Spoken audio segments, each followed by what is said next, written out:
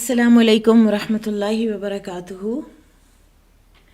नहमदुहु व नुसल्ली अला रसूलिहिल करीम, अम्मा बाद फ़अऊज़ु बिल्लाहि मिनश शैतानिर रजीम। बिस्मिल्लाहिर रहमानिर रहीम। रब्बि इश्रह ली सदरी व यस्सिर ली अमरी वहलुल उक़दतम मिन लिसानी यफ़क़हू क़ौली। रब्बि ज़िदनी इल्मा। अल्लाहुम्मा फ़क़्क़िहना फ़िद्दीन। अल्लाहुम्मा इन्नी अस्अलुका ईमानन ला यर्तद व नईमन ला यनफ़द व मुराफ़क़त मुहम्मदिन सल्लल्लाहु अलैहि वसल्लम फ़ी आला जन्नतिल ख़ुल्द। अल्लाहुम्मा सल्लि अला मुहम्मदिन व अला आलि मुहम्मद कमा सल्लैता अला इब्राहीम व अला आलि इब्राहीम इन्नका हमीदुम मजीद।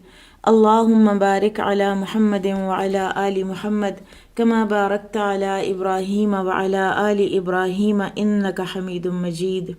आज हम इंशाअल्लाह अशरा ज़ुल्हिज्जा के हवाले से कुछ बात करेंगे। अशरा ज़ुल्हिज्जा की बरकतें और उसकी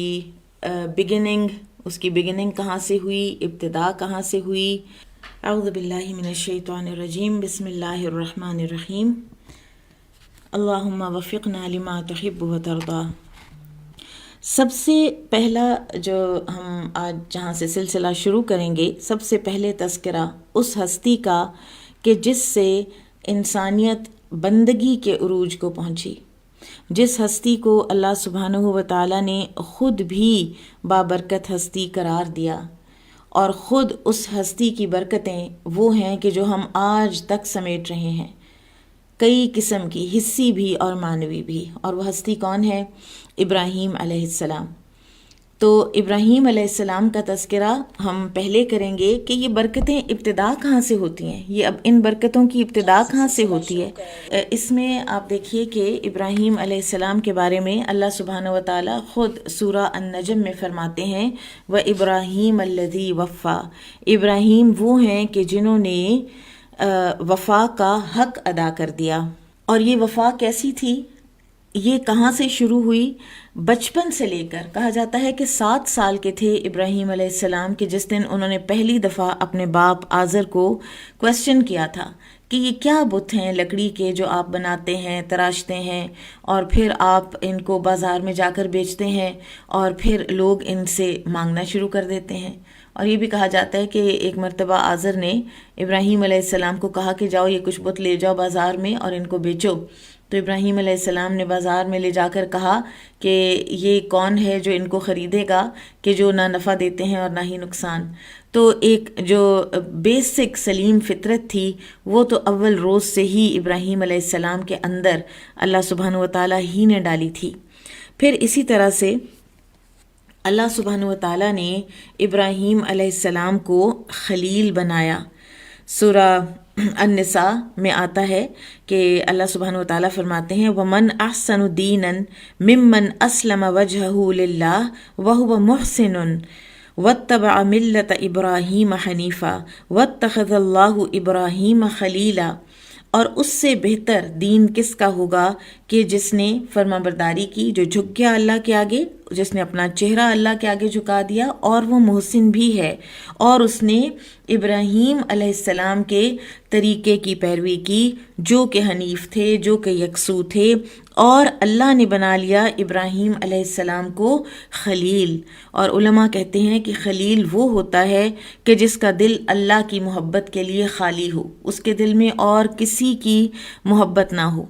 फिर इसी तरह ये कि सिर्फ अल्लाह की मोहब्बत से भरा हुआ भी हो, यानी सिर्फ खाली तो है दूसरी चीज़ों की मोहब्बत से, लेकिन सिर्फ खाली ही नहीं रह गया बल्कि फिर अल्लाह सुब्हानहू व तआला की मोहब्बत से भर भी गया है।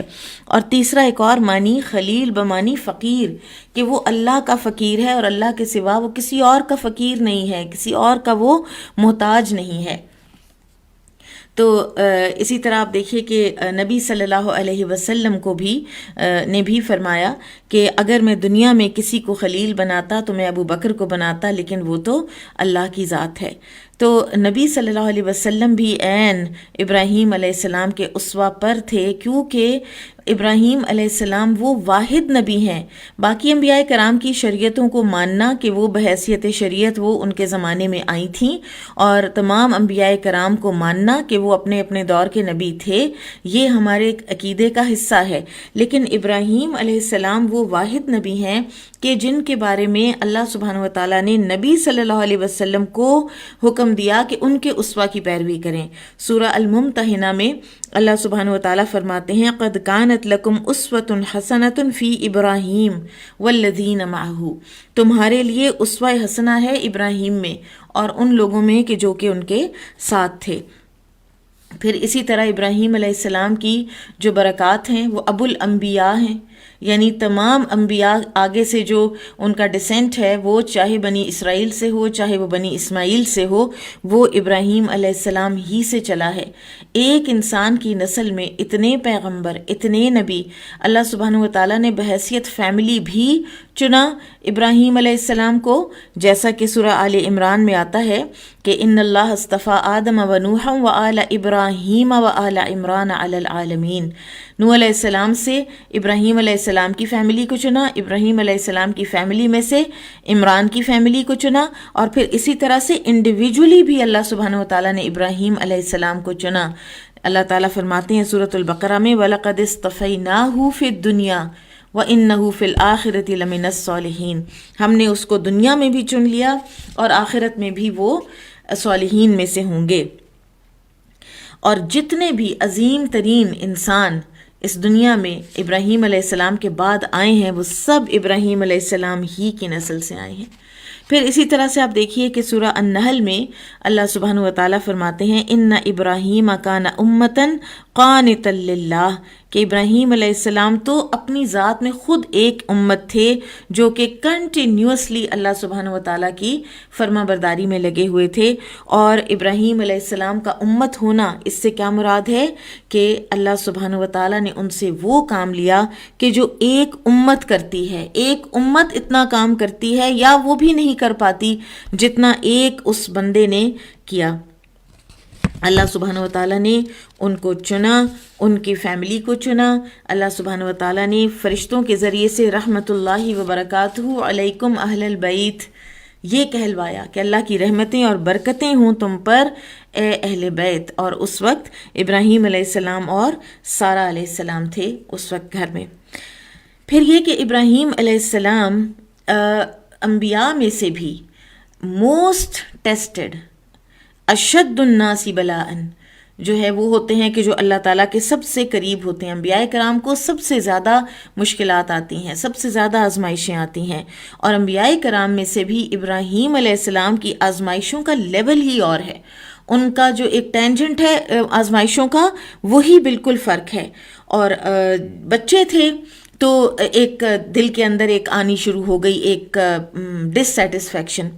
پھر اس کے بعد اپنے ہی باپ کے ساتھ جو بات چیت ہوتی رہی اور اپنے ہی باپ کے ساتھ جو اختلافات ہوئے، پھر وہ اختلاف بڑھتے بڑھتے وقت کا جو بادشاہ تھا، اتنا بڑا بادشاہ نمرود، اس کے لیے اور اس کے دربار میں پہنچ کر اور اس سے بات چیت، پھر اس کے بعد اسی کے ہاتھوں آگ میں پھینکے گئے۔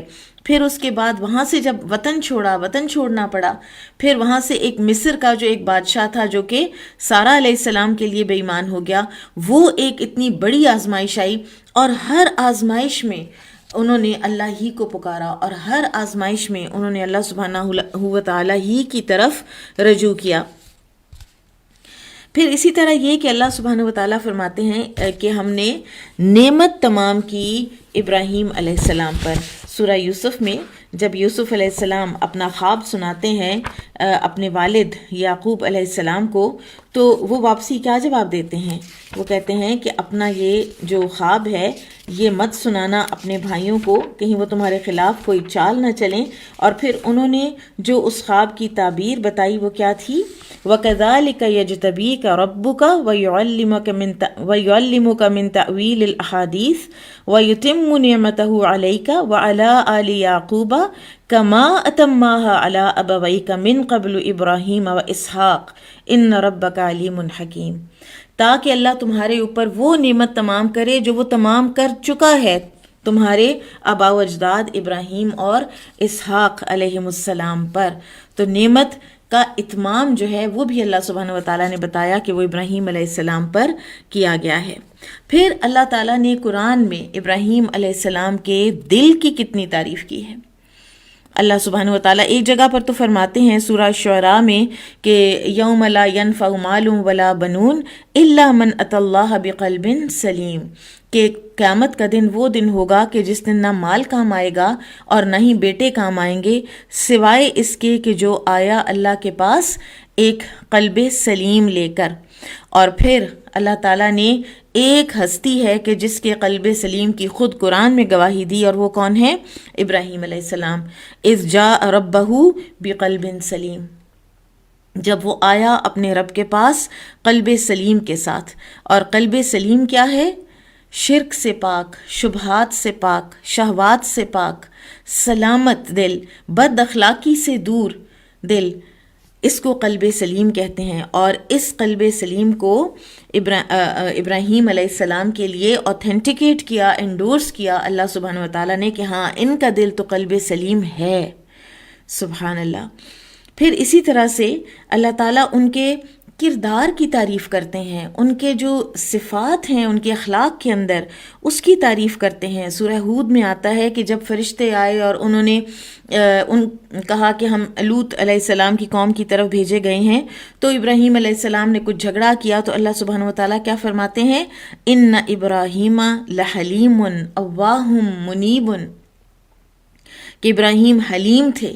اور حلیم وہ شخص ہوتا ہے کہ جو دوسروں کی جو وربل ابیوز ہے نا اس کو لے لینے اور اس کے واپسی ریٹیلیٹ نہ کرنے اور صبر اور حوصلے سے سہ جانے کی بہت زیادہ انکریڈبل حد تک کیپیسٹی رکھتا ہے۔ اس کے اندر اتنی وسعت ہوتی ہے کہ وہ لوگوں کی باتیں جو ہیں وہ سن کر اور اپنے مزاج کے خلاف سن کر، ہرٹنگ باتیں سن کر، اپنی انسلٹنگ باتیں سن کر، اس کے باوجود بھی وہ ریٹیلیٹ نہیں کرتا، واپسی ریئیکٹ نہیں کرتا، تو ایسا انسان حلیم ہوتا ہے۔ دوسری کوالٹی کیا یہاں پر اللہ تعالیٰ بتاتے ہیں؟ اواہ۔ اور اواہ بہت زیادہ آہیں بھرنے والا، وہ اتنی انسلٹنگ باتیں سننے کے باوجود انہی لوگوں کے لیے اتنا غم بھی کرتے ہیں، انہی لوگوں کے لیے اتنی آہیں بھی بھرتے ہیں، کوئی بد دعائیں نہیں، کوئی ادھر ادھر کی بات نہیں، کوئی ایسی نیگیٹو بات نہیں۔ اور پھر منیب، ہر وقت، ہر سٹیج پر، ہر ایسپیکٹ میں زندگی کے اللہ ہی کی طرف رجوع کرنے والا۔ لوگوں نے دکھ دیا ہے، تکلیف دی ہے، یہ نہیں کہ فون گھمایا اور ادھر بات کی اور ادھر بات کی اور فلاں کو بتایا فلاں کو بتایا۔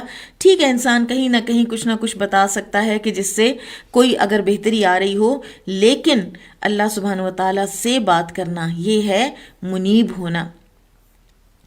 تو ابراہیم علیہ السلام منیب تھے۔ اور آپ دیکھیں کہ صحیح بخاری کی جو حدیث ہے کہ جس میں ہمیں پتہ چلتا ہے کہ وہ جو مصر کا فرعون تھا، جب وہ سارہ علیہ السلام کو اس نے پسند کر لیا، تو ابراہیم علیہ السلام تو محل سے باہر بیٹھے ہوئے تھے اور وہ بالکل کسی قسم کا اس وقت دنیاوی اختیار، دنیاوی وسائل ان کے پاس نہیں تھے۔ اور ادھر ابراہیم علیہ السلام بھی نماز پڑھ رہے تھے اور اللہ سے دعائیں کر رہے تھے کہ سارہ علیہ السلام کی حفاظت کی، اور ادھر سارہ علیہ السلام بھی نماز پڑھ رہی تھیں اور اللہ ہی سے دعا کر رہی تھیں، اور اللہ سبحانہ وتعالیٰ نے پھر ایسے مدد کی کہ وہ جو بادشاہ ہے وہ پیرالائز ہی ہو گیا اور وہ سارہ علیہ السلام کی طرف ایک انگلی بھی نہ اٹھا سکا، یہاں تک کہ پھر وہ ان کے کردار کی پاکیزگی کا اتنا قائل ہوا اور وہ اتنا او میں آیا کہ اس نے ہاجرہ علیہ السلام جو ہیں وہ تحفے میں دے دیں سارہ علیہ السلام کو۔ ایسے انسان کا اللہ سبحانہ وتعالیٰ کی طرف رجوع کرنا اور اللہ سبحانہ وتعالیٰ کو ہی بار بار پکارنا جو ہے وہ کہاں کہاں سے انسان کی مدد کرتا ہے، کہاں کہاں سے لوگوں کے سخت دل آپ کے لیے نرم کرتا ہے۔ ابراہیم علیہ السلام کے اسوہ سے ہمیں یہ بھی پتہ چلتا ہے۔ پھر اللہ سبحانہ وتعالیٰ نے ان کو ڈیفائن کیا ہے، اِنَّهُ كَانَ صِدِّيقًا نَبِيًّا، سورہ مریم کہ وہ ایک سچے نبی تھے. اور سچا کون ہوتا ہے؟ صدیق، جس کے قول اور فعل میں کوئی تضاد نہ ہو، جس کی جو نیتیں ہوں اس کی زبان پر وہی الفاظ ہوں. یہ نہیں کہ اندر نیتیں کچھ اور ہیں اور زبان جو ہے وہ کچھ اور کا اور ہی کہہ رہی ہے. اور علماء کہتے ہیں کہ اگر آپ کے اندر صدیق ہونے کا وصف آ جاتا ہے تو پھر آپ کے اندر بہت زیادہ یہ تحریک چل پڑتی ہے کہ میں اور سے اور خوب سے خوب تر کی تلاش کروں، میں اور سے اور نیک کام کروں، میں اور سے اور صدقہ کروں، میں اور سے اور عبادات کروں، میں مزید سے مزید اللہ تعالیٰ کے قرب حاصل کرنے کے جتنے عمل ہو سکتے ہیں میں وہ کروں. یہ صدیق کے اندر سے اٹھتا ہے کیونکہ وہ سچے دل سے اس کو بلیو کر رہا ہوتا ہے نا، سچے دل سے مان رہا ہوتا ہے. تو ابراہیم علیہ السلام صدیق تھے. پھر اللہ سبحانہ و تعالیٰ ابراہیم علیہ السلام کی ہمت کی تعریف کرتے ہیں، اور وہ کیا تعریف ہے؟ وَإِبْرَاهِيمَ الَّذِي وَفَّى. سورہ النجم. ابراہیم تو وہ ہے کہ جس نے وفا کا حق ادا کر دیا. سبحان اللہ. اور پھر اسی طرح سے البقرہ میں اللہ تعالیٰ فرماتے ہیں اذ قال له ربه اسلم قال اسلمت لرب العالمین. جب اس کے رب نے اس سے کہا کہ فرما بردار ہو جا، وہ اسی لمحے فرما بردار ہو گیا. علماء کہتے ہیں کہ اس میں نہ تو فقال ہے نہ وقال ہے، کوئی وقفہ نہیں ہے کہ پھر وہ ہوا یا اور وہ ہوا، نہیں، فوراً اسی وقت. اور آپ دیکھیے کہ جو ہی خواب دیکھا، اس پر ابھی ہم آئیں گے سورہ الصافات، کہ جہاں سے پھر یہ سب چیز کی ابتدا ہوتی ہے جو آج ہم عشرہ ذی الحج کو اتنا وینریٹ کرتے ہیں. تو اس کے پیچھے ہسٹری میں کیا ہے، اس کے پیچھے ہسٹری میں ہوا کیا کہ اللہ تعالیٰ نے اپنے ایک بندے کو کہا اسلم، تو اس نے کہا فوراً اسی وقت کہ میں فرما بردار ہو گیا. پھر اسی طرح سے اللہ سبحانہ و تعالیٰ ابراہیم علیہ السلام سے جو دور ہوتے ہیں، جو ابراہیم علیہ السلام کو اوائڈ کرتے ہیں اور ان کے طریقے سے دور ہوتے ہیں، تو ان کے بارے میں اللہ تعالیٰ کیا فرماتے ہیں؟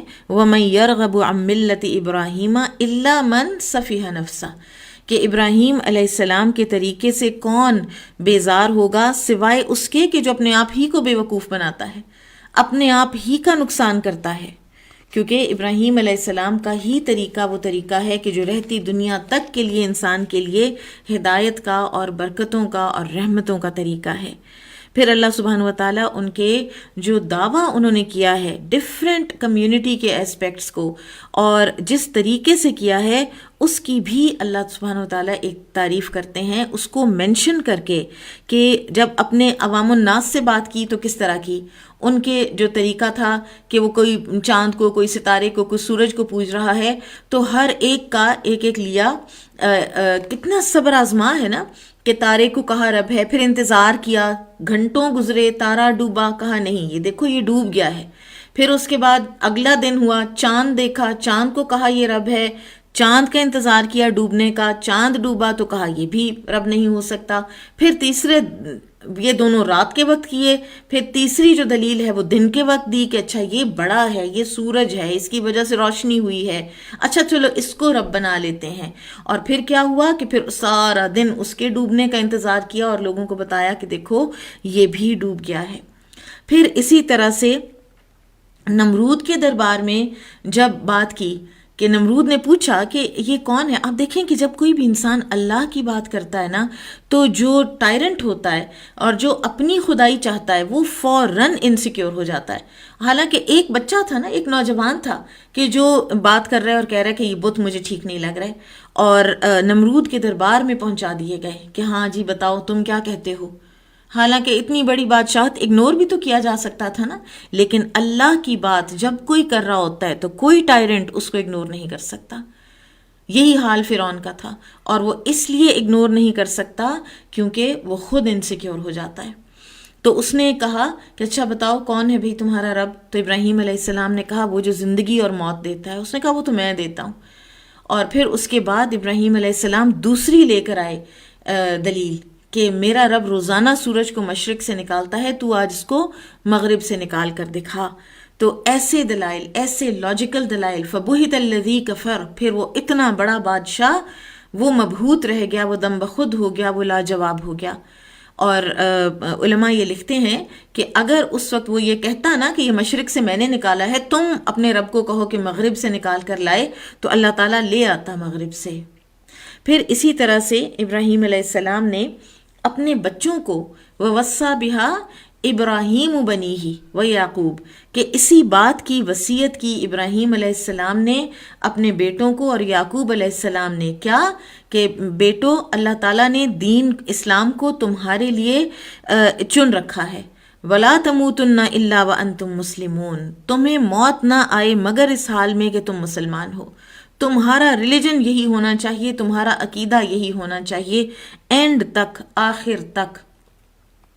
یعقوب علیہ السلام کے بارے میں کہا جاتا ہے کہ اور انہی سے یہ بات سیکھنے کو ملتی ہے کہ اولاد کی تربیت، آپ ڈیتھ بیڈ تک بھی پہنچ جائیں تو آپ اس سے یہ نہیں ہو سکتے کہ اب ہم نے تربیت کر دی، اب بات ختم ہو گئی ہے۔ یعقوب علیہ السلام ڈیتھ بیڈ پر تھے اور موت ان کو حاضر ہوئی تو اپنے بیٹوں کو بلا کر پوچھا، ما تعبدون من بعدی، میرے بعد کس کی عبادت کرو گے تم؟ اور یہ بیٹے کون تھے؟ جن میں ایک نبی بھی تھا، یوسف علیہ السلام تھے۔ تو انہوں نے کہا کہ ہم آپ کے اور اپنے باپ دادا کے الہ کی عبادت کریں گے، تو ان کو ہوا کہ یہ درست راستے پر رہیں گے انشاءاللہ۔ پھر اسی طرح سے ابراہیم علیہ السلام جو ہیں یہ اہل کتاب اور امیین یعنی مکہ کے مشرک، ان دونوں کے لیے جو ہیں یہ اگزامپل تھے، یہ دونوں ان کو اپنا سمجھتے تھے آبا و اجداد میں سے، اور دونوں ہی ان کی عزت بھی کرتے تھے، اور دونوں ہی اپنے آپ کو دین ابراہیم پر کہتے تھے۔ تو یہ بھی جو اعزاز ہے یہ ابراہیم علیہ السلام ہی کا ہے، اور یہ ان کی برکتوں میں سے ہے کہ دنیا کا ہر طرح کا جو ہر لیول کا اور ہر طرح کا جو کوئی ریلیجن ہے یا کوئی نان ریلیجن ہے تو وہ سب کے سب ابراہیم علیہ السلام کے ساتھ ریلیٹ کرتے ہیں۔ بعض اسکالرز نے تو یہاں تک کہا ہے کہ ایون ہندوازم میں ابراہیم علیہ السلام کی وینریشن، ان کا تقدس اور ان کی تعلیمات آئیں، اور اسی لیے انہوں نے جب دوسرے ٹینجنٹ پر وہ چلے گئے، جب شرک کے ٹینجنٹ پر چلے گئے تو انہوں نے اپنے خدا کا نام برہما رکھا، اور کہتے ہیں کہ یہ ابراہیم علیہ السلام ہی سے ڈرائیو کیا تھا ان کے آبا و اجداد نے۔ پھر اسی طرح آپ دیکھیں کہ ابراہیم علیہ السلام وہ واحد نبی ہیں، وہ واحد ہستی ہیں کہ جن کا ہم آج مسلمان اپنی نماز میں جب اپنے نبی صلی اللہ علیہ وسلم پر درود بھیجتے ہیں تو ہم ان پر بھی درود بھیجتے ہیں۔ پھر آپ دیکھیے کہ ابراہیم علیہ السلام کو اللہ سبحانہ وتعالیٰ کی پہچان کس طرح کی تھی۔ سورہ الشعراء میں اللہ سبحانہ وتعالیٰ فرماتے ہیں کہ ابراہیم علیہ السلام نے اپنی قوم کو کیا بتایا کہ کیسا ہے میرا رب، الذی خلقنی فہو یہدین، کہ وہ جو مجھے تخلیق کرتا ہے اور مجھے ہدایت دیتا ہے، والذی هو یطعمنی ویسقین، اور وہ جو مجھے کھلاتا اور پلاتا ہے۔ بیسک باتیں، بیسک چیزیں کہ تم ان چیزوں سے بالکل بھی بے نیاز نہیں ہو سکتے ان نعمتوں سے۔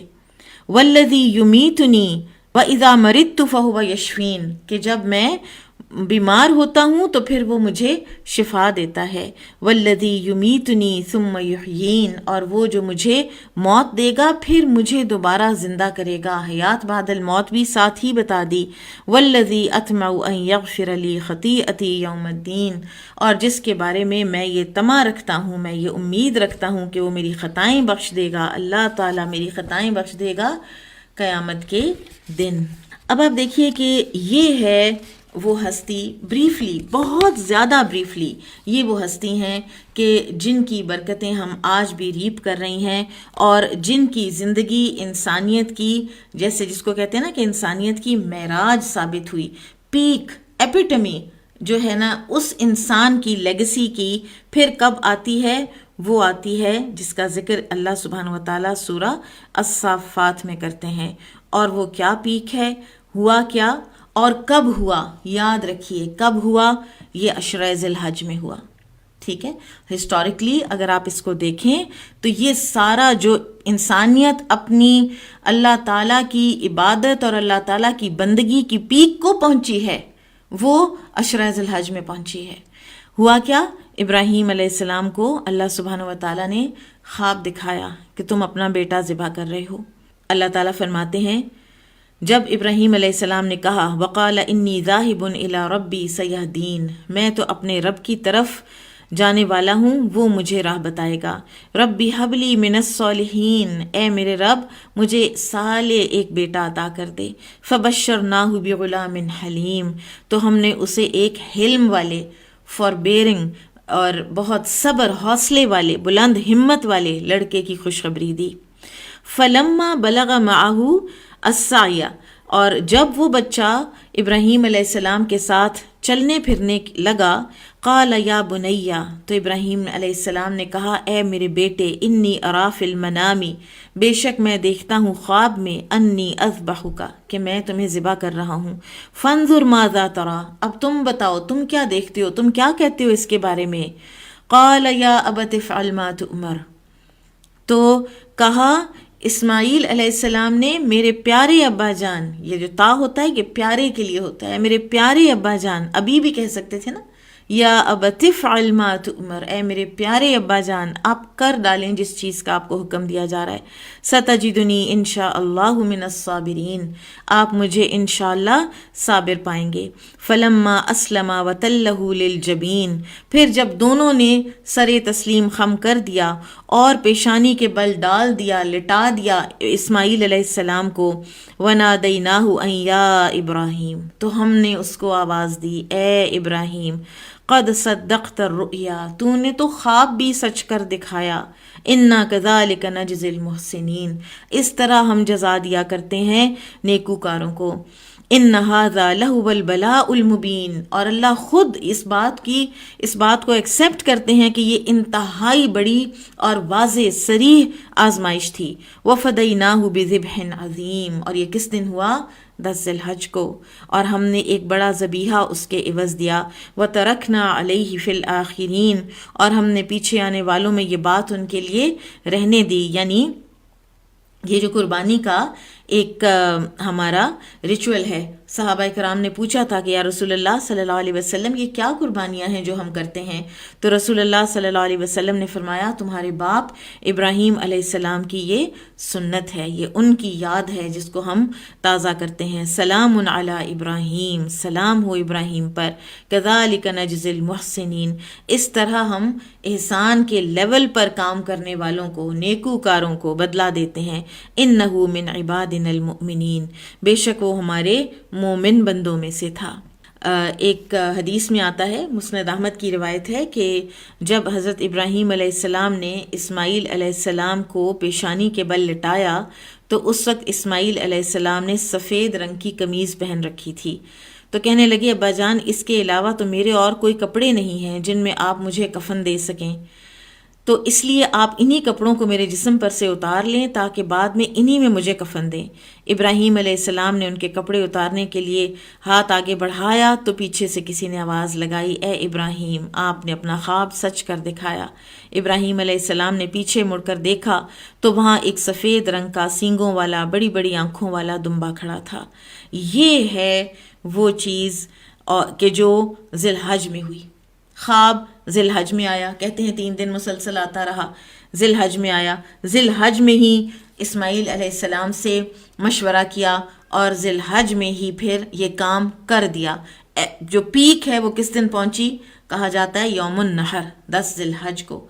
تو اس ہسٹوریکل بیک گراؤنڈ میں اب اگر آپ عشرہ ذی الحج کو دیکھیں تو عشرہ ذی الحج پھر آپ دیکھیے کہ کہاں سٹینڈ کرتا ہے. عشرہ ذی الحج کی پھر ہماری زندگی میں کیا اہمیت بنتی ہے وہ پھر ہمیں قرآن و حدیث ہی سے پتہ چلتا ہے. ہمیں ہمارے پیارے نبی صلی اللہ علیہ وسلم نے ہمیں بتایا کہ عشرہ ذی الحج کی ہماری زندگیوں میں کیا اہمیت ہے، کیا اہمیت ہونی چاہیے. یہاں پر ایک اور بڑی خوبصورت بات جو کسی نے کہی کہ انسان اس وقت تک بلندی اختیار نہیں کر سکتا، انسان اس وقت تک اللہ کا قرب اختیار نہیں کر سکتا جب تک وہ ڈیفرنٹ ورائٹی کی چیزیں جو ہیں وہ اللہ کے راہ میں خرچ نہ کرے. جیسے ابراہیم علیہ السلام نے کیا، انہوں نے اپنا بدن پیش کیا آگ کے لیے، انہوں نے اپنا کھانا پیش کیا مہمانوں کے لیے، اور انہوں نے اپنا بیٹا پیش کیا ذبح ہونے کے لیے، قربان ہونے کے لیے. تو ہر طرح سے انسان ٹھوک بجا کے دیکھا جاتا ہے، اور تب کہیں جا کر اس کا کوئی جو دعویٰ ہے وہ اوتھینٹیکیٹ ہوتا ہے. سبحان اللہ، ہم کہاں دعوے کر سکتے ہیں، لیکن ہمیں راستہ یہی بتا دیا گیا ہے. پھر یہ بھی دیکھیے کہ اللہ سبحانہ و تعالی ہم انسانوں کو کس لیول پر دیکھنا چاہتے ہیں. عشرہ ذو الحجہ کے بارے میں نبی صلی اللہ علیہ وسلم نے فرمایا، کسی بھی دن کیا ہوا عمل اللہ تعالیٰ کو ان 10 دنوں میں کیے ہوئے عمل سے زیادہ محبوب نہیں ہے. اور صحابہ نے پوچھا کہ اے اللہ کے رسول صلی اللہ علیہ وسلم، جہاد فی سبیل اللہ بھی نہیں؟ آپ صلی اللہ علیہ وسلم نے فرمایا، جہاد فی سبیل اللہ بھی نہیں، ہاں مگر وہ شخص جو اپنی جان و مال کے ساتھ نکلے اور کچھ بھی واپس لے کر نہ آئے.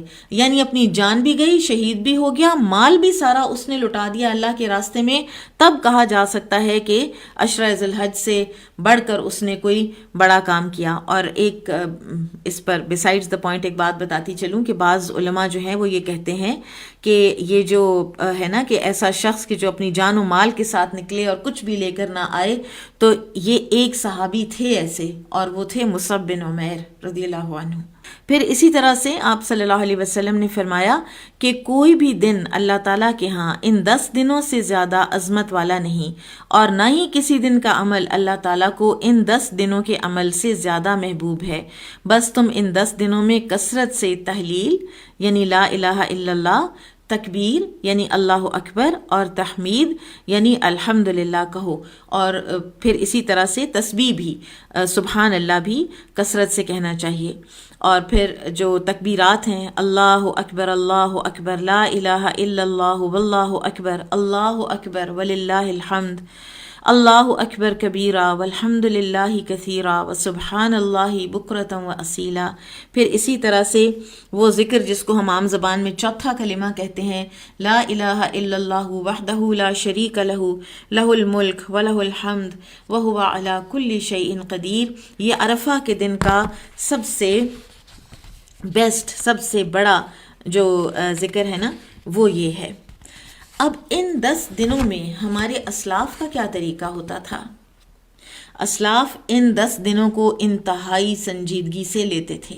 اب دیکھیں کہ ہمارے ہاں یہ ہے کہ رمضان سے پہلے رمضان کی تیاری ہو رہی ہوتی ہے، ایک خوشی بھی ہوتی ہے، ایک اینٹیسپیشن ہوتی ہے، ہم اس کے لیے کئی تیاریاں، کئی لوگ واک شروع کر دیتے ہیں، کئی لوگ ڈفرینٹ تیاریاں جو ہر کسی کی اپنے مزاج کے مطابق ہوتی ہیں.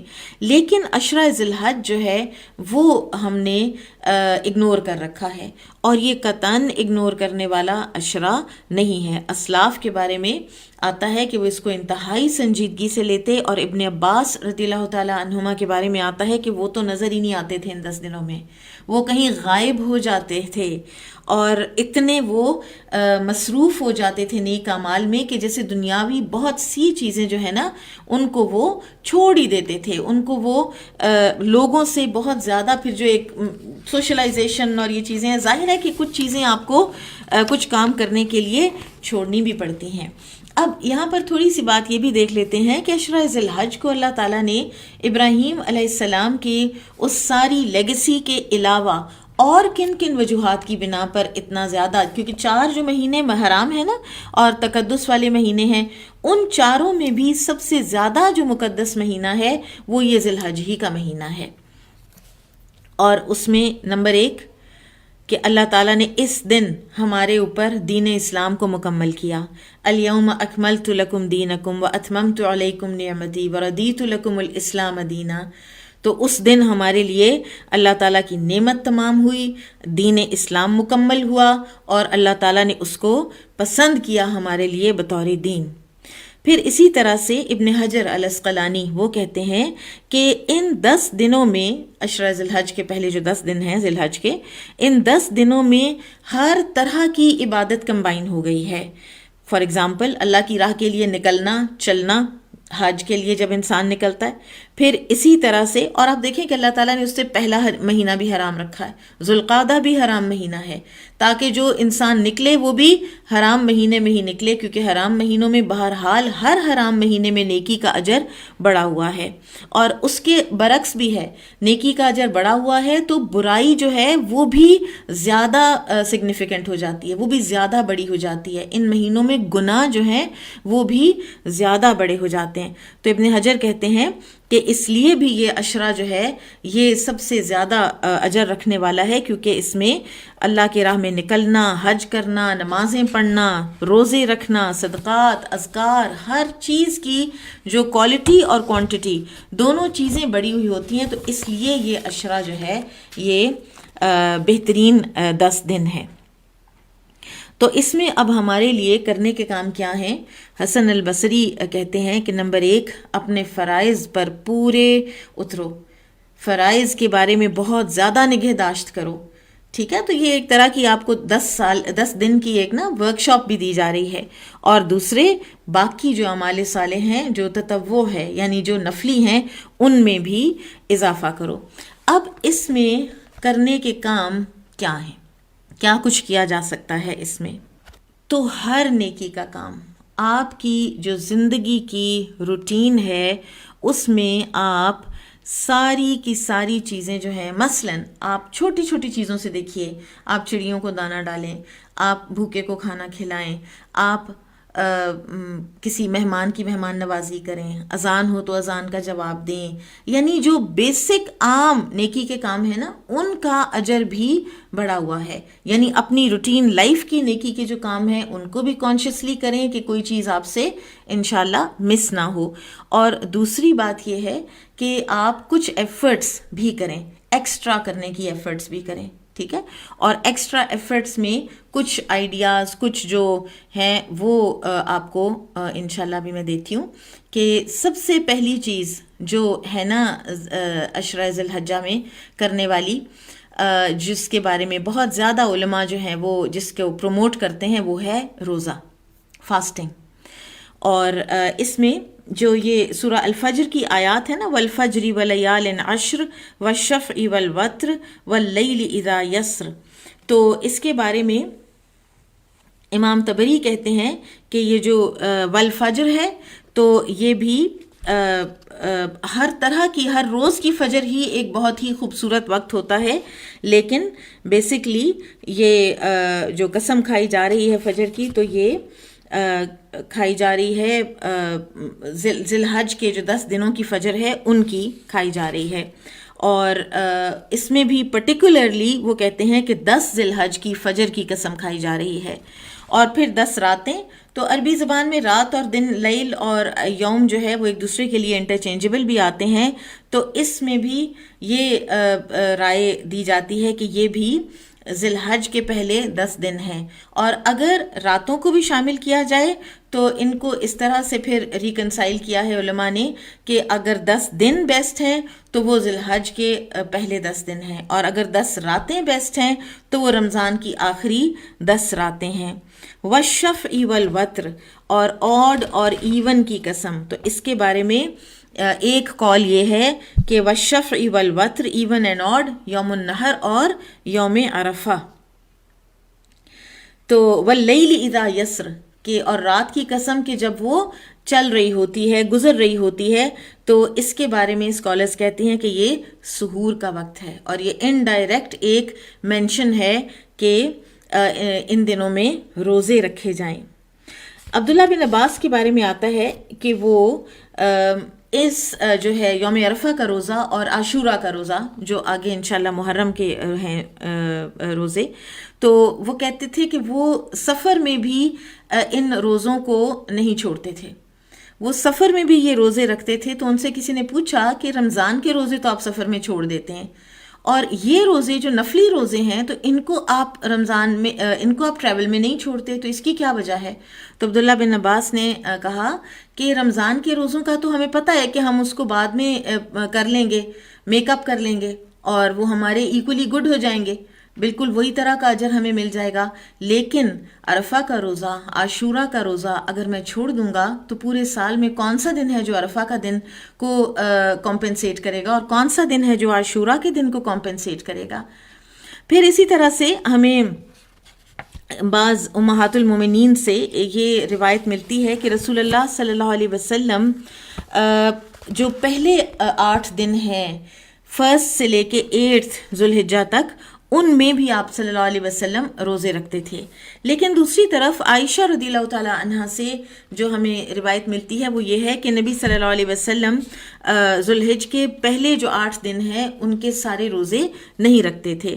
تو اس کو جو علماء ہیں انہوں نے اس طرح سے تطبیق کی ہے، اس طرح سے ریکنسائل کیا ہے کہ یقیناً یہ کہ رسول اللہ صلی اللہ علیہ وسلم شاید پورے 9 دنوں کے روزے نہ رکھتے ہوں، لیکن آپ اس سارے عشرے میں ذرا زیادہ آپ اپنے روزے رکھتے تھے، یعنی پورے نہیں بھی رکھتے تھے تو زیادہ رکھتے تھے، صرف 9 ذی الحج کا نہیں بلکہ زیادہ رکھتے تھے. اور اب دیکھیے کہ یعنی آپ نے کوالٹی بھی بڑھانی ہے اپنے نیکی کے کام کی، اور کوانٹٹی بھی بڑھانی ہے اپنے نیکی کے کام کی. تو لہٰذا ایک تو ہو گئی فاسٹنگ، روزے رکھنا، دوسرے ہو گیا تحلیل لا الہ الا اللہ، تکبیر اللہ اکبر، تحمید الحمدللہ.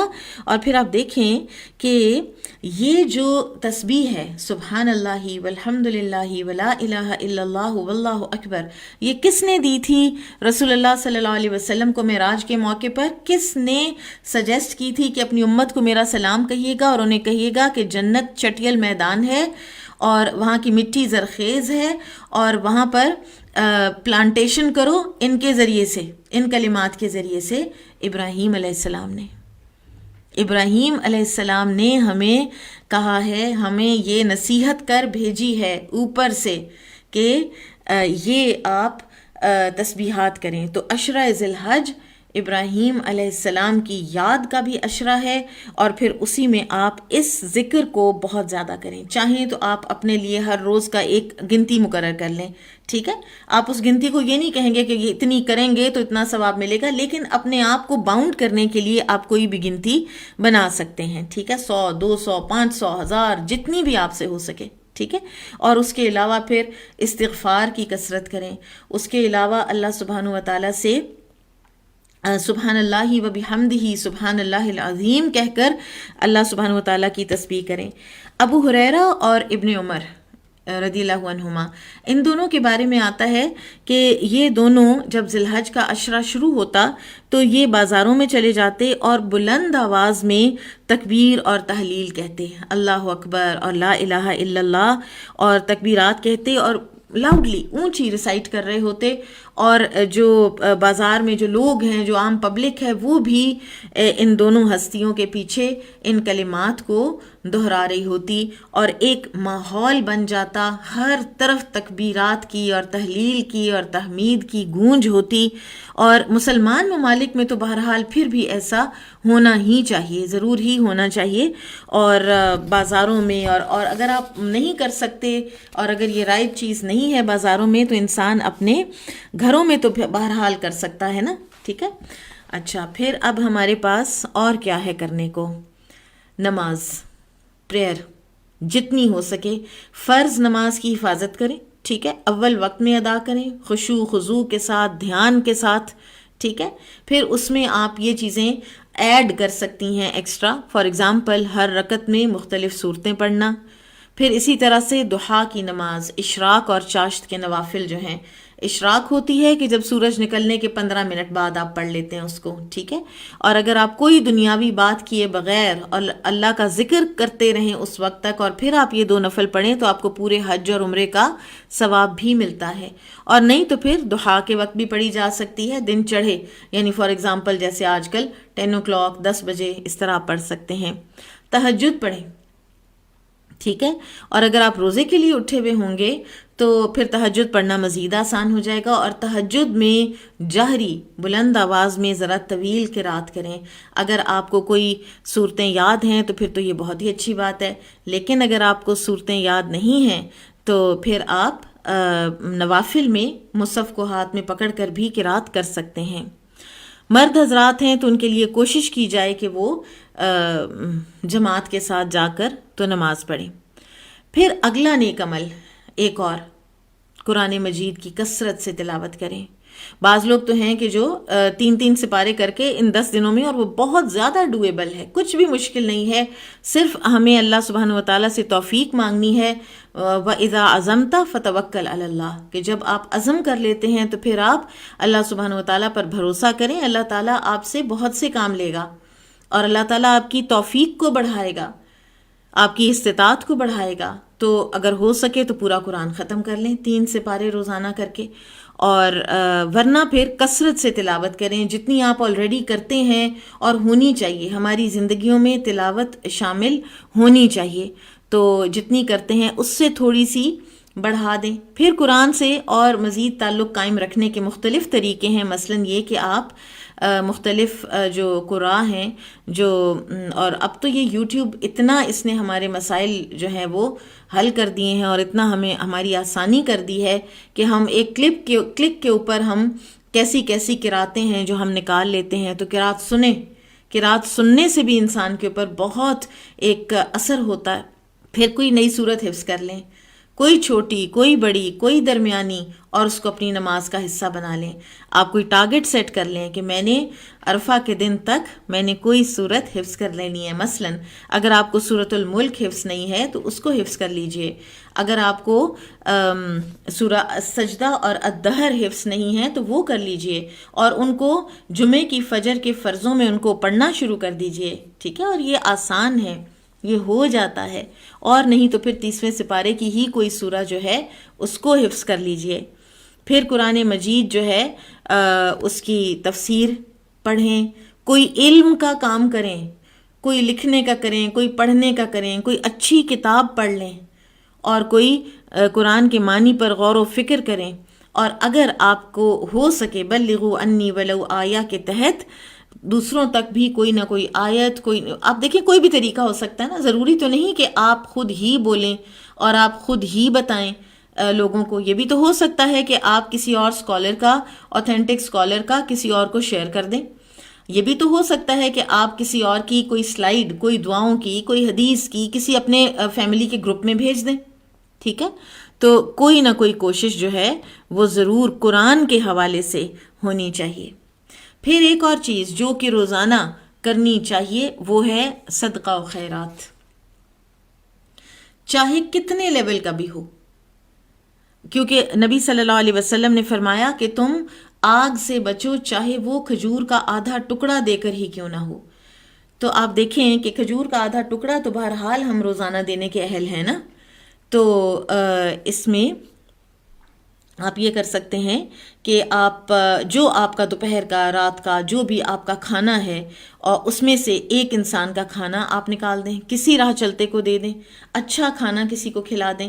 پھر اسی طرح سے اور بہت سے طریقے ہیں، دیگ بھی بانٹی جا سکتی ہے، کسی ایسے ادارے کو بھی پیسے بھیجے جا سکتے ہیں کہ جو آپ کے بہاف پر آگے بانٹ دے.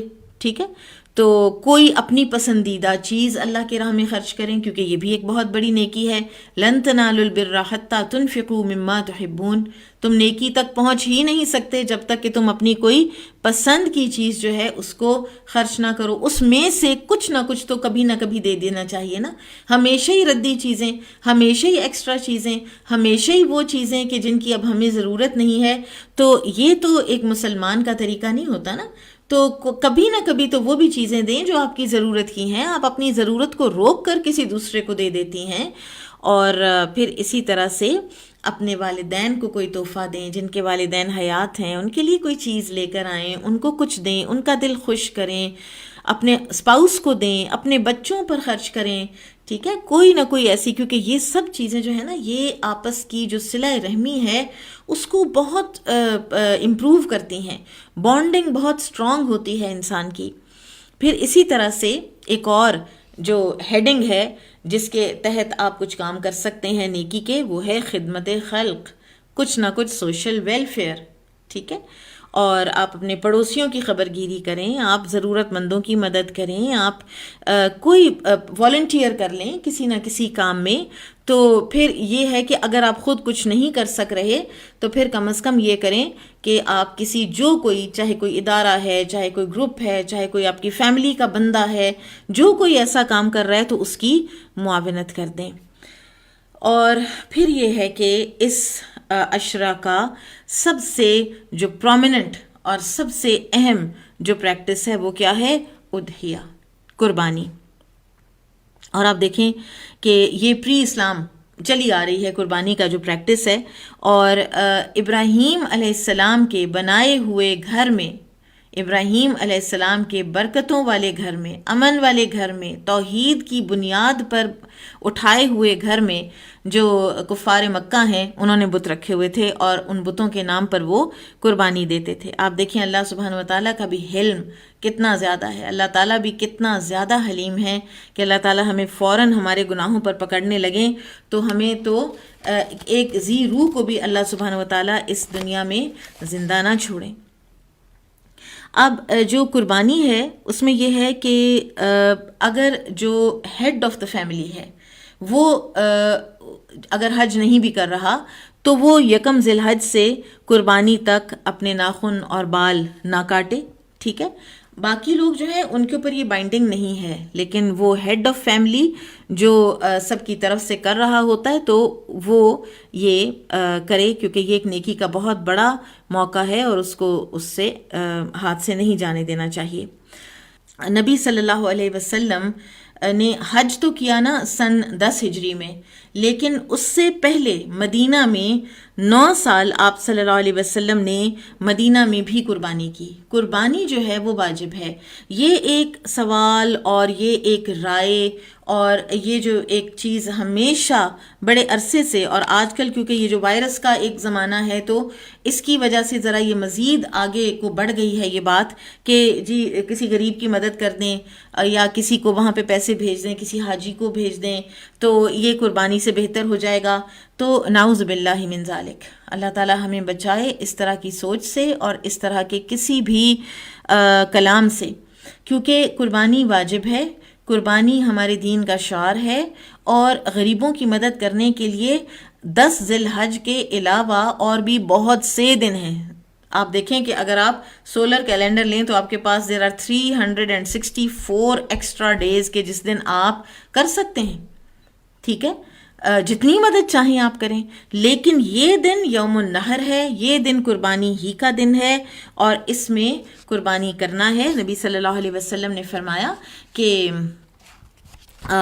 جو استطاعت رکھتا ہو اور اس کے باوجود بھی قربانی نہ کرے تو ہماری عیدگاہ کے قریب بھی نہ آئے۔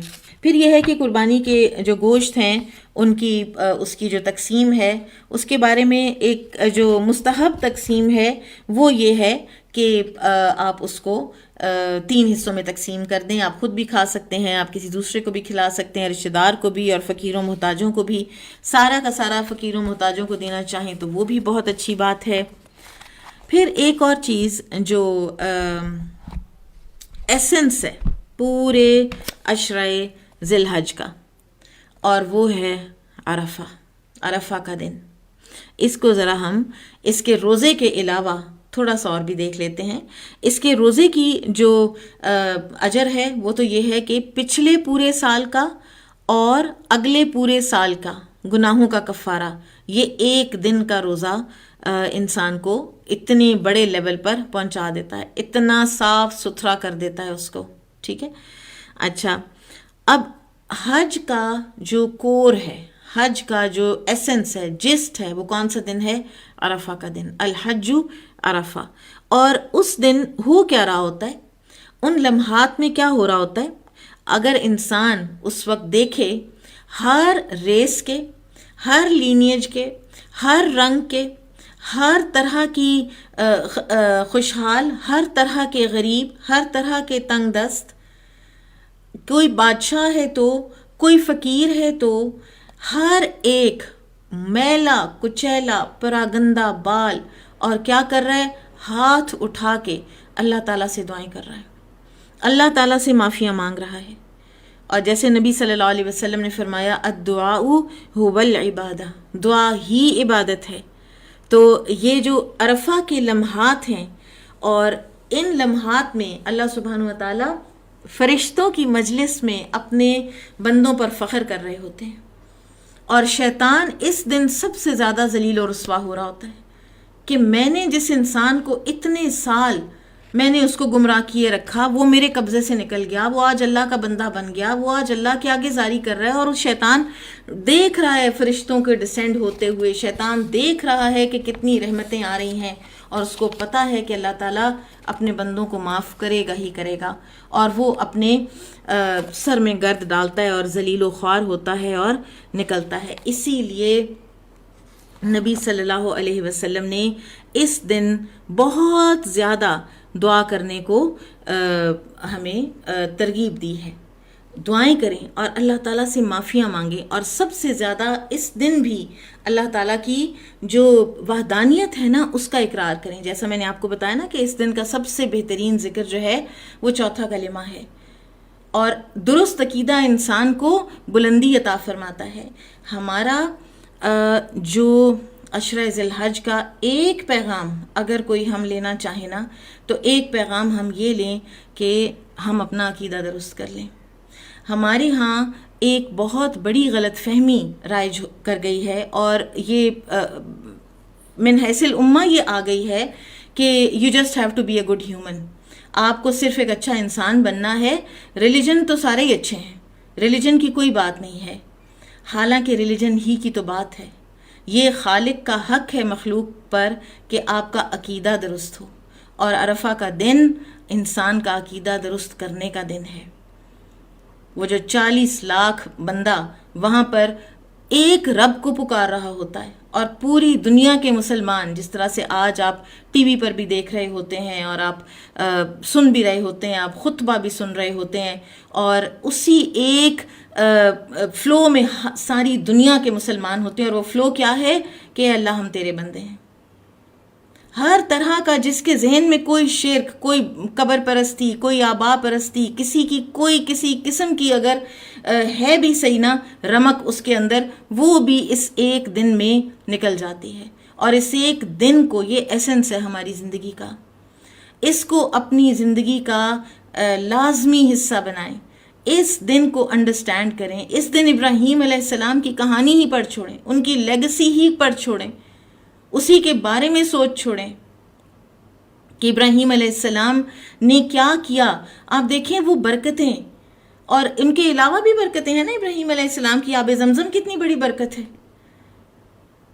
لیکن بیسکلی اور آب زمزم کا بھی آپ دیکھیں کہ اللہ تعالیٰ نے مقام کون سا رکھا؟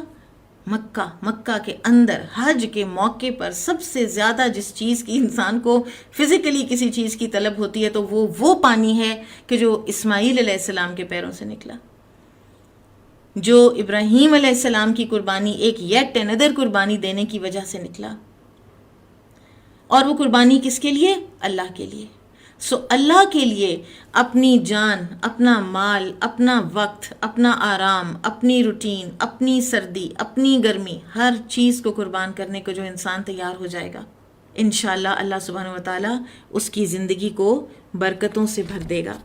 کچھ تھوڑا سا ہم قربانی کے حوالے سے بات کر لیتے ہیں. رسول اللہ صلی اللہ علیہ وسلم 2 مینڈھوں کی قربانی کرتے تھے، اور حضرت انس رضی اللہ تعالیٰ عنہ فرماتے ہیں کہ میں بھی 2 مینڈھوں کی ہی قربانی کرتا ہوں. صحیح ابن حبان کی ایک روایت ہے کہ رسول اللہ صلی اللہ علیہ وسلم نے فرمایا اللہ کے نزدیک سب سے افضل دن یوم النحر ہے، اور اس کے بعد 11 ذی الحج کا دن ہے. تو عرفہ بیسٹ ڈے، اور پھر اس کے بعد جو ہے نمبر 2 پہ 10 ذی الحج، اور پھر اسی طرح سے 11 ذی الحج بھی، کیونکہ اس دن بھی قربانی تو ہو رہی ہوتی ہے. پھر اسی طرح یہ کہ جو یہ قربانی ہے یہ نماز عید کے بعد کی جاتی ہے. ٹھیک ہے، نماز عید سے پہلے اگر کوئی کر بیٹھے گا تو پھر اس کا مطلب ہے کہ اس نے کوئی عام جانور قربان کیا. صحابہ کرام قربانی کا بہت زیادہ اہتمام کیا کرتے تھے. امامہ بن سہل کہتے ہیں کہ ہم مدینہ منورہ میں قربانی کے جانور کو کھلا پلا کر موٹا کرتے تھے، اور عام لوگ بھی قربانی کے جانور کو اسی طرح تیار کیا کرتے تھے. پھر قربانی کے جانور کی خدمت کا بھی اجر ملتا ہے، اس کو چارہ کھلانا، اس کو پیار سے رکھنا، اس کو محبت سے رکھنا، ٹھیک ہے، یہ ساری چیزیں بھی آپ کی نیکی میں اضافہ کریں گی، ٹھیک۔ پھر ابن عباس کہتے ہیں کہ ہم لوگ ایک سفر میں رسول اللہ صلی اللہ علیہ وسلم کے ہمراہ تھے کہ عید الاضحیٰ آ گئی، چنانچہ ہم نے 10 آدمیوں کی طرف سے ایک اونٹ اور 7 آدمیوں کی طرف سے گائے مشترکہ طور پر ذبح کی۔ تو یہیں سے ہمیں پتہ چلتا ہے کہ اونٹ اور گائے میں کتنے کتنے حصے بن سکتے ہیں، ٹھیک ہے۔ لیکن اس ساری چیز میں انسان نے اپنے جو اندر کیفیت ہے نا قربانی کی، قربانی اللہ کا قرب حاصل کرنے کی یہ ایک وسیلہ ہے۔ پھر اسی طرح سے ایک مرتبہ لوگوں نے رسول اللہ صلی اللہ علیہ وسلم سے پوچھا کہ یا رسول اللہ، ہم لوگ زمانہ جاہلیت میں رجب میں ایک قربانی کیا کرتے تھے، تو آپ صلی اللہ علیہ وسلم اس حوالے سے ہمیں کیا حکم دیتے ہیں؟ تو آپ نے فرمایا، اللہ کے نام پر جس مہینے میں چاہو ذبح کر سکتے ہو، اللہ کے لیے نیکی کیا کرو اور لوگوں کو کھانا کھلایا کرو۔ یعنی آپ کسی بھی مہینے میں کر سکتے ہیں، لیکن آپ کسی مہینے کو بھی خاص نہ کریں، ٹھیک ہے، کہ اس میں ہم نے ضرور قربانی کرنی ہے، وہ سوائے اس ذی الحج کے 10 ذی الحج کے یوم النحر کے یا 10، 11 اور 12 ذی الحج کے جب تک قربانی چلتی ہے، اس کے علاوہ آپ کسی بھی دن کر سکتے ہیں۔ اور وہ قربانی بیسیکلی اللہ کے قرب کو حاصل کرنے کا ایک صدقہ ہے، ٹھیک ہے، ایک نیک عمل ہے، اس کا وہ لیول نہیں ہے کہ جو عشرہ ذی الحج کی قربانی کا ہے۔ اور اس کا سارے کا سارا جو ایسنس ہے وہ کیا ہے؟ لن ینال اللہ لحومها ولا دماؤها ولکن ینالہ التقوی منکم۔ سبحان اللہ، اللہ تعالیٰ کو، یہ سورہ حج کی آیت ہے، اللہ تعالیٰ کو نہ ان کا گوشت اور نہ ان کا خون پہنچتا ہے، البتہ اللہ کو تمہارا تقوی پہنچتا ہے۔ کس دل کے احساس کے ساتھ اور کس فیلنگز کے ساتھ اور کس ہمت اور جرت کے ساتھ تم نے یہ سارے کام کیے، یہ پتہ چلے گا۔ یہ ہے جو اللہ تعالیٰ کے پاس پہنچے گا، اس سے اجر ملے گا۔ پھر نبی صلی اللہ علیہ وسلم نے فرمایا، رہا تمہارا قربانی کرنا تو یہ تمہارے لیے تمہارے رب کے پاس ذخیرہ کر دی جاتی ہے، اور اس کا تمہارے کردار، اخلاق، جذبات اور احساسات پر اثر ہوتا ہے۔ آپ نے اس چیز کو ہم نے مد نظر رکھنا ہے۔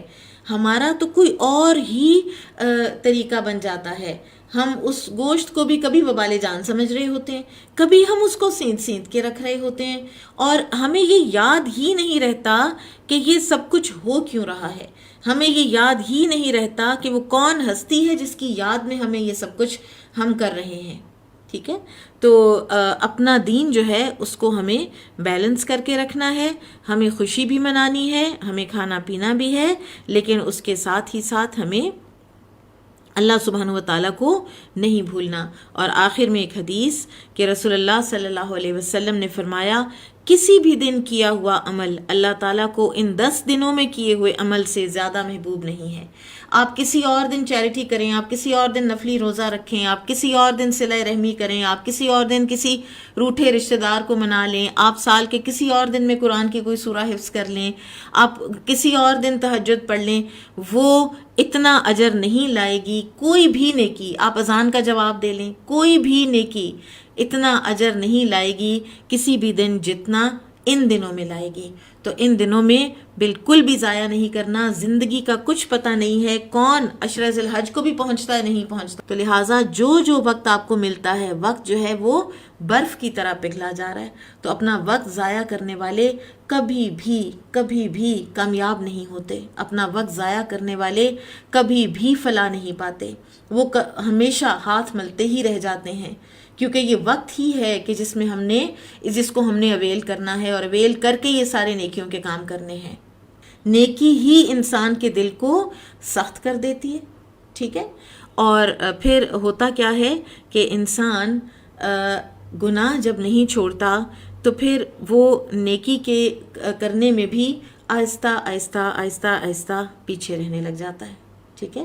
تو آپ تسبیحات تو کر رہے ہیں، لیکن ان تسبیحات کے ساتھ ہی ساتھ آپ کوئی ایسا کام بھی کر رہے ہیں کہ جو اللہ تعالیٰ کو ناپسند ہے، آپ اپنے وقت کو کہیں اور لگا رہے ہیں، آپ یوٹیوب پر گئے، سرچ تو آپ کر رہے تھے کوئی اچھا سا لیکچر، اور آگے سے آپ کو کوئی اور ہی کلپ مل گیا، کوئی شوبز کا مل گیا، کوئی کمرشل مل گیا، کوئی ایسی دنیاوی لحاظ سے کوئی اور چیز مل گئی، آپ اس کو دیکھنے لگ گئے اور آپ ایک خیر سے محروم ہو گئے۔